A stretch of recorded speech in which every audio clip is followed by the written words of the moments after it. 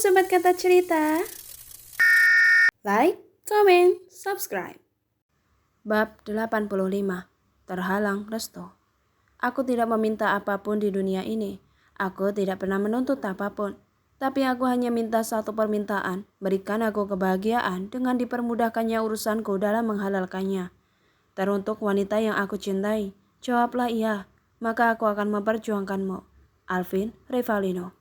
Setelah dari restoran, Alvin pulang ke rumah.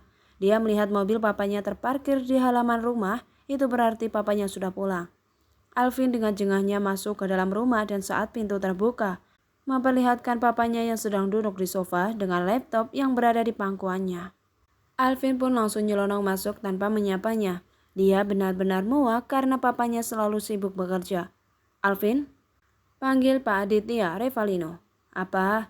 Sahutnya tanpa menoleh. Kemarilah, pintanya, namun Alvin tak bergeming. Dia tetap berdiri di tempatnya. Alvin, panggilnya lagi. Dengan jengahnya Alvin berbalik menghadap Adit. Duduk, perintahnya dengan memberikan kode lewat matanya yang melirik ke sofa. Alvin memutar bola matanya ke atas dan menghela nafasnya kasar. Ia pun segera duduk di sofa. Habis dari mana kamu? Tanya Adit. Bukan urusan papa. Papa sudah dengar dari mama soal keinginanmu untuk menikah. Adit berbicara namun matanya fokus memandangi laptop di depannya. Sontak saja Alvin menoleh ke arah papanya dengan siku yang bertumpu pada pahanya, dengan harapan papanya memberikan restu untuknya. Papa sudah mempunyai calon untukmu, kata Adit membuat mata Alvin melebar menatap Adit. Dia anak dari sahabat papa, kamu pasti akan menyukainya. Alvin gak mau dijodohin, Pak. Alvin punya pilihan sendiri. Siapa pilihanmu? Tanyanya. Namun Alvin tak menjawab. Papa tanya, siapa pilihanmu? Adit meninggikan suaranya dan kali ini lelaki berjas itu menatap Alvin. Memangnya mama tidak bilang? Siapa? Guru les privatnya Alisa. Iya. Kalau papa tahu, kenapa papa nanya? Sama-sama meninggikan suaranya. Papa tidak akan merestuimu menikah dengannya. Kenapa? Tanya Alvin. Usia kalian beda 6 tahun, Al. Dia lebih dewasa darimu. Dan latar belakang keluarganya, orang tuanya bangkrut dan punya hutang di mana-mana, kata Adit. Usia Alvin saat ini 19 tahun, sementara Lea 25 tahun. Dan Lea sudah lulus S1 jurusan konseling. Memangnya kenapa kalau beda 6 tahun? Salah. Salah, karena dia akan lebih menguasaimu. Nanti dia akan membimbingmu, bukan kamu. Sela Adit menahan emosi. Mau aku lebih muda atau aku lebih dewasa? Kodratnya laki-laki itu menjadi imam dan dihormati kan, Pak? Alvin menepi semua perkataan Adit. Jadi gak ada bedanya kan? Dan aku akan tetap menikahi Lea. Alvin melawan dan tak mau kalah. Mau jadi pembangkang kamu? Bentak Adit mengganti posisinya menjadi berdiri. Tergantung, Pak. Kalau papa mau nurutin kemauan aku akan nurut sama papa. Bentaknya lagi melawan. Plak. Adit menampar Alvin dengan sangat keras hingga lelaki itu terhuyung dan memegangi pipinya yang panas. Turuti kemauan papa. Jauhi Lea. Tekan Adit dan pergi meninggalkan Alvin yang masih berdiri di sana. Aku akan tetap menikahi Lea, Pak. Teriak Alvin menghentikan langkah Adit. Alvin dipenuhi amarah. Rahangnya mengeras. Dia meraih jaketnya yang berada di sofa dan pergi dari rumah. Alvin mau kemana kamu? Teriak Adit saat Alvin hendak berjalan keluar rumah. Namun Alvin tidak menghiraukannya. Dia terus berjalan meninggalkan Adit. Alvin menaiki motornya dan memakai helm full face-nya. Dia mulai melajukan motornya keluar dari kediaman Revalino. Alvin melajukan motornya dengan kecepatan tinggi hingga motornya melesat dengan cepat membelah jalan. Alvin pikir meminta restu itu akan semudah membalikkan telapak tangan, tapi nyatanya tidak. Ini tidak semudah yang Alvin pikirkan. Jika ini adalah kesalahan, lalu mengapa takdir membiarkan dia masuk dalam hatiku dan aku mencintainya? Apakah cinta ini salah? Batin Alvin. Matanya fokus menatap ke depan sambil menyetir motornya. Alvin jadi muak dengan yang namanya Aditya Revalino. Dia pikir orang tua yang sibuk terhadap pekerjaannya tidak akan mempersulit soal jodohnya. Bahkan Alvin berpikir papanya itu tidak memperdulikannya. Tapi nyatanya sedetail ini dan papanya malah mencari pasangan yang ideal untuknya. Alvin berhenti di pinggir jalan dan dia duduk di trotoar. Ia memandangi jalanan dan menatap langit yang sangat gelap. Dia merasa semesta sedang tidak berpihak padanya saat ini. Alvin termenung sesaat dalam renungannya. Pikirannya terus bekerja memikirkan nasib cintanya yang belum jelas. Ia menghela nafasnya berat lalu menatap jalanan. Dia bingung saat ini harus apa dan kemana. Dia tidak mungkin pulang ke rumahnya saat ini. Markas S. Castle, rumah Alvin, rumah Skyler, rumah Raymond, rumah Atala. Kemana tujuannya? Akhirnya setelah berperang dalam pikirannya, dia menaiki motornya dan melajukan motornya menuju ke suatu tempat yang menjadi pilihannya saat ini. 15 menit Alvin melajukan motornya. Akhirnya dia berhenti ke suatu rumah. Rumah itu nampak sepi, namun dia yakin bahwa sahabatnya ada di dalam. "Pak Yanto?" panggil Alvin lantang. Pak Yanto tersentak dan celingukan mencari makhluk yang telah memanggilnya. "Pak Yanto, sini!"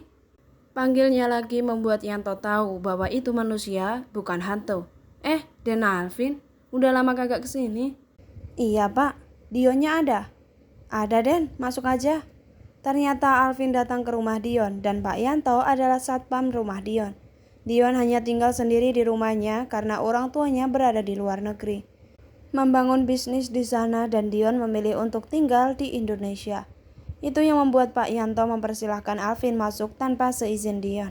Karena Dion sudah mengatakan kepada Pak Yanto jika ada sahabatnya yang datang, maka Pak Yanto harus langsung menyuruhnya untuk masuk. Alvin masuk ke dalam rumah. Dia memang sudah biasa datang ke rumah Dion, membuatnya bebas keluar masuk seperti rumahnya sendiri. Alvin berdiri di pintu dan mencari keberadaan Dion. Dia pun berjalan menuju ke kamar Dion, namun baru saja melangkah ada yang menyita perhatiannya, yaitu suara TV yang menyala. Ia pun berjalan menghampiri arah suara, namun baru saja sampai di ruang TV yang sedang memutar film romantis, dia melihat Dion sedang melakukan kissing dengan Dana. Sontak saja itu membuat Alvin terkejut dan membengkak di tempatnya. Sial, itulah umpatan Alvin dalam hatinya. Dia telah salah memilih tempat untuk berkeluh kesah. Bukannya hatinya menjadi tenang, tapi malah tidak karuan karena harus melihat suatu adegan. Di saat Alvin berdiri, Dana yang posisinya menghadap ke arah Alvin, sontak saja matanya menangkap keberadaan Alvin. Dana langsung mendorong dada Dion agar menjauh. Tentu itu membuat Dion bingung dan Dana langsung mengkode dan menyebut nama Alvin. Dion menoleh ke belakang, namun Alvin keburu pergi dari ruangan itu hingga Dion hanya melihat punggung Alvin yang berjalan keluar. Alvin!" teriak Dion memanggil Alvin. "Brengsek!" umpat Alvin sambil berjalan keluar rumah Dion. "Alvin!" panggil Dion yang telah berdiri di pintu rumahnya. Sementara Alvin sudah menaiki motornya dan telah memakai helm full face-nya. "Woi Al, tunggu Al!" Dion terus berusaha menghentikan Alvin, namun Alvin keburu melajukan motornya. Alvin sempat menggeber motornya sekali dengan sangat keras sebelum melaju keluar meninggalkan kediaman Dion. "Dion brengsek!" umpatnya lagi dari balik kaca visornya. Alvin semakin mempercepat laju motornya hingga kecepatannya full. Dia ingin datang ke rumah Skyler, tapi itu tidak mungkin. Lihat saja kelakuan ketuanya yang seberapa bucinnya dia terhadap istrinya. Itu yang membuat Alvin berpikir ulang untuk ke sana. Walaupun sebenarnya Skyler bersikap welcome, tapi tetap saja Alvin merasa tidak enak berada di antara Skyler dan Silva. Entahlah, pikirannya sedang kacau membuat isi otaknya menjadi negatif. Alvin ingin ke rumah Atala, tapi dia berpikir bahwa Atala pasti kecapean karena full aktivitasnya dari kuliah dan job pemotretannya. Terlebih dia mempunyai bisnis kuliner. Itulah pikiran Alvin saat ini. Padahal jika dia datang pun Atala akan welcome padanya. Raymond. Mungkin Alvin akan mencoba datang ke rumah Raymond. 15 menit. Alvin sudah sampai di rumah Raymond. Dia berhenti di depan gerbang dan berusaha menghubungi Raymond. "Halo Mon, gue di depan rumah lo nih." "Masuk aja Al, bokap sama nyokap gue lagi gak ada." Alvin pun masuk ke dalam halaman rumah, setelah itu menuju pintu utama. Raymond pun membukakan pintunya. "Al, masuk Al." "Nyokap sama bokap lo kemana?" tanya Alvin. "Biasalah, urusan negara," canda Raymond dan Alvin terkekeh. "Mereka sibuk kerja ya?" "Jangan ditanya." Mereka berbicara sambil berjalan. "Makanya, kadang gue berniat pengen jadi presiden," celetuk Raymond. "Kenapa begitu?" "Kalau gue jadi presiden, gue bakalan pecat orang tua gue buat berhenti kerja." Raymond mode nyeleneh. "Ada-ada aja lu. Duduk Al, apa ke kamar gue aja?" tawar Raymond. "Boleh." "Ya udah, ke atas saja," kata Raymond. Alvin pun naik ke atas menuju kamar Raymond. Sesampainya di kamar Raymond, pandangannya mengitari di setiap sudut kamar. Kamar yang bernuansa serba putih, bahkan barang-barangnya tertata rapi. Raymond memang tidak suka sesuatu yang berantakan. Bisa dibilang dia sangat rajin. Di sana juga ada gitar. Alvin pun mengambil gitar itu dan duduk di bawah karpet yang berbulu. Dia petik gitarnya secara pelan hingga bunyinya sangat merdu. Di saat Alvin sedang memainkan gitarnya, lalu datang seorang gadis dengan membawakan minuman. "Kak, ini minumannya diminum ya," kata gadis itu. "Iya, makasih," ucapnya masih fokus main gitar tanpa menoleh ke gadis itu. Namun gadis itu tak kunjung bergerak. Ia berdiri di hadapan Alvin. Alvin yang menyadari itu langsung menatap kaki gadis itu dan pandangannya menyusur di tubuh gadis itu dari bawah sampai atas hingga Alvin mendongak menatap gadis itu. Alvin melempar senyuman padanya dan dibalas senyuman lagi oleh gadis itu. "Diminum, Kak," katanya. "Iya." Lalu Raymond datang dan melihat keduanya yang terlihat canggung. "Ray," panggil Raymond pada gadis itu. "Alin, Kak." Lalu gadis itu tidak ingin dipanggil dengan sebutan Ray. "Iya, Alin. Raylin," ucapnya lembut. "Udah sana keluar, tidur, udah malam. Anak gadis gak baik tidur malam-malam." Peringat Raymond pada Raylin. "Iya, Kak," ucapnya patuh. Raylin pun keluar dari kamar Raymond dan Raymond meletakkan beberapa cemilan di hadapan Alvin. "Itu adik lo, Mar?" tanya Alvin yang sebenarnya sudah tahu. "Iya." "Udah gede?" katanya dan Raymond mengangguk. "Bukannya adik lo di luar negeri, sekolah di sana?" "Iya, lagi libur dia, jadi liburan di sini." "Oh," respon Alvin. Ternyata gadis itu Raylin, Salsabila, adiknya Raymond. "Kamar lo rapi, Mon?" puji Alvin. "Ya iyalah," ucapnya bangga. "Kayak kamar cewek," ejeknya. "Emangnya cuma kamar cewek doang yang rapi?" "Ya enggak sih, lain kali lo beresin kamar gue ya, biar rapi kayak kamar lo," perintah Alvin terkekeh. "Muales," ucapnya jengah. "BTW, tumben lo datang ke sini. Biasanya lo di rumah Dion." "Brengsek tuh anak. Masa gue datang ke rumahnya dia lagi main sama Deina?" "Aduh Alvin, main?" tanya Raymond salah paham. "Kiss," kata Alvin jengah. Raymond tertawa. Dion. Lalu kepalanya Raymond geleng-geleng. "Brengsek kan dia?" Karutu Alvin karena Alvin belum pernah melakukan itu, tapi dia sering melihat Dion melakukannya. "BTW lo kenapa?" Seolah-olah Raymond mengerti isi hati Alvin. "Hening." Alvin tak kunjung menjawab. "Al, diem lagi." "Menurut lo, apa yang harus gue lakuin di saat gue mencintai seseorang, tapi orang tua gue gak ngerestuin kalau gue sama dia?" ungkapnya. "Sekarang gue tanya, kenapa orang tua lo gak ngerestuin lo sama dia?" tanya Raymond. "Karena gak suka." "Atas dasar apa orang tua lo gak suka?" "Lo kayak reporter aja mau nanya mulu," sembur Alvin malas ditanya-tanya. "Jawab aja dulu Al," kata Raymond. Alvin menghela nafasnya sebelum menjawab. "Ya karena gak suka aja." "Dia baik?" tanya lagi Raymond. Alvin memutar bola matanya ke atas. "Baik." Dalam hati Alvin membatin. Ternyata kalau Raymond diajak curhat, malah dia yang banyak ngomong. Kalau wanita yang lo cintai itu baik, perjuangin dan tunjukin ke orang tua lo kalau dia layak buat lo. Tapi kalau dia gak baik sama seperti pandangan orang tua lo, ya lo jauhin dia dan patuh sama orang tua lo. Pesan dan solusi Raymond. Karena jika lo maksain kehendak lo buat sama dia, itu hanya akan menjadi bumerang buat lo nantinya. Hidup jangan dibikin ribet Al. Walaupun kita tahu skenario Allah itu sangat rumit, kata Raymond. "Kenapa skenario Allah itu rumit?" "Karena untuk dijadikannya sebagai ujian," lanjutnya. Alvin tertegun mendengarkan ucapan Raymond. Ternyata Raymond enak juga diajak curhat, beda dengan kebiasaannya yang suka diam, dingin, dan irit bicara. "Jadi gue harus apa, Mon?" "Perjuangin, jalanin, pahamin, lalu ambil keputusan.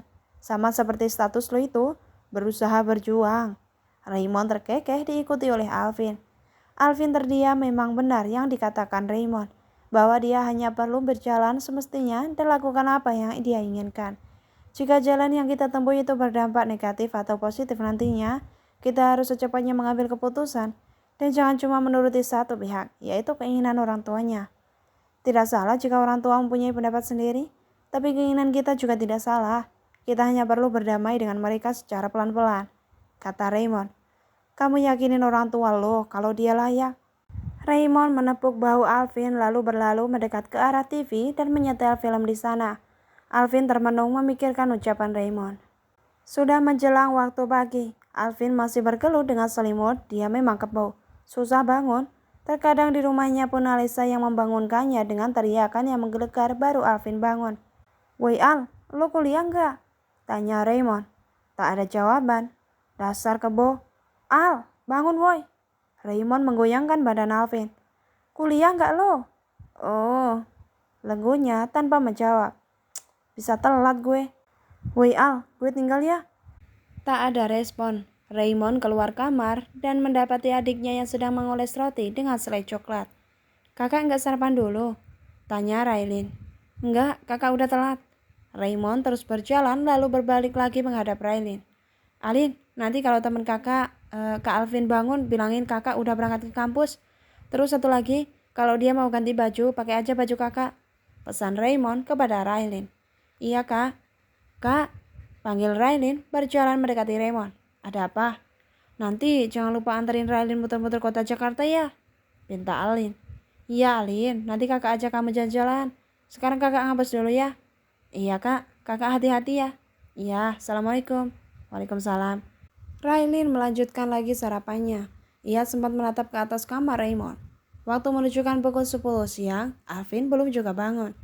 Hingga akhirnya Raylin masuk karena ingin mengambil charger di kamar Raymond. Awalnya dia tidak berani masuk karena ada Alvin, namun karena dia butuh chargernya, jadi dia terpaksa masuk ke dalam kamar Raymond. Raylin masuk dan ia melihat Alvin yang masih tertidur dengan posisi yang tidak karuan. Raylin pun mulai mencari chargernya. "Kak Raymond, naruh chargernya di mana ya?" Raylin pun membuka setiap laci lemari. Lalu ia mencari di laci nakas dekat dengan ranjang.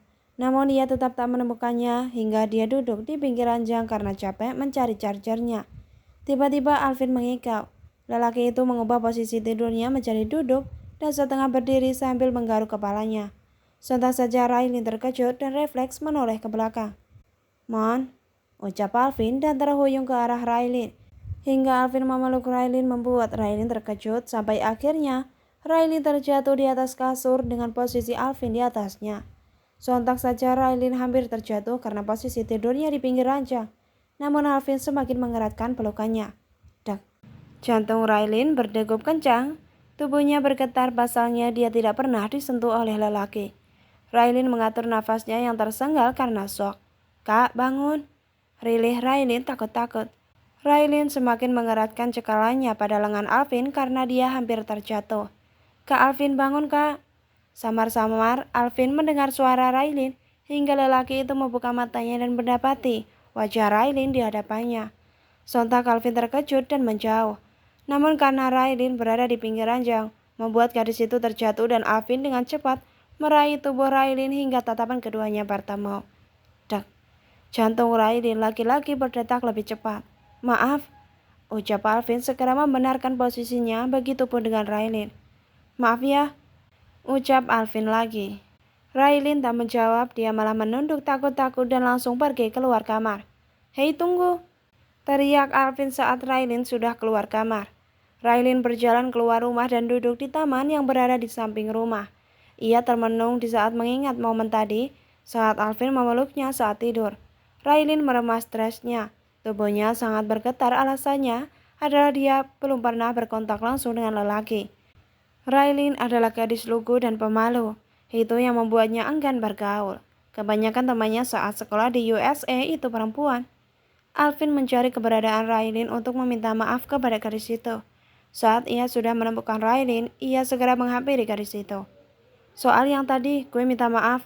Gue memang belum bisa mengontrol tidur gue yang kadang suka ngigo. Sorry," ucapnya. "Iya," responnya tanpa menoleh. Boleh gue nanya?" tanya Alvin. "Apa?" tanpa menoleh. "Lo anak kecil yang dulu pernah ngasih gue permen lollipop kan?" tanya Alvin mulai mengenali gadis itu. "Iya kah? Alin lupa," jawabnya. "Iya, aku masih ingat." "Mungkin kakak salah orang." "Masa sih? Raymond kan adiknya cuma satu." "Nggak tahu," respon Raylin lalu berdiri di hadapan Alvin sambil menundukkan pandangannya. "Kata Kak Raymond, kalau kakak mau ganti baju, pakai aja baju Kak Raymond. Soalnya Kak Raymond buru-buru ke kampus," kata Raylin. "Ya udah, Raylin masuk dulu ya." Pamitnya melewati Alvin.